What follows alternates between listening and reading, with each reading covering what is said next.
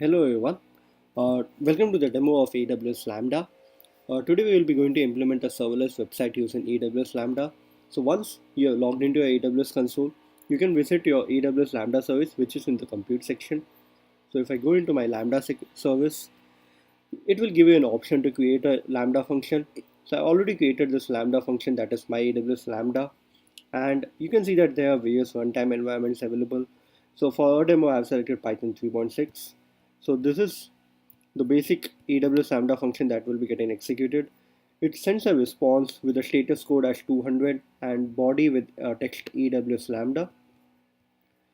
And if you can see that I have used API gateway as a AWS service that will be triggering my AWS Lambda.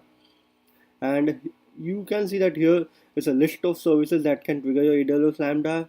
And you can see that not all services are mentioned here. So there is a certain set of limitations. These are the only services that can trigger your AWS Lambda function. And now if I go into my API gateway, so this is the API that I have created, AWS Lambda API. And if I go into this, so this is a get method. Since we want to trigger our AWS Lambda function on an HTTP get request method, so I've selected get method, and here is a UI that displays our process.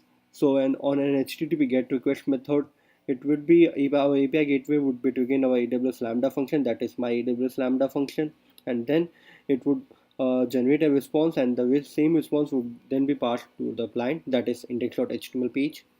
And since we didn't have any domain name, I would be using the link of our index.html file to open the website. So if I go into my S3, I've already created a bucket, that is DevOps bucket AWS, and I've uploaded a file, that is index.html file. So if you go into this file and click this URL, you will be getting a web page like this. So it has a button called click me, and you can see what happens on click me. First we will go to the code of index.html.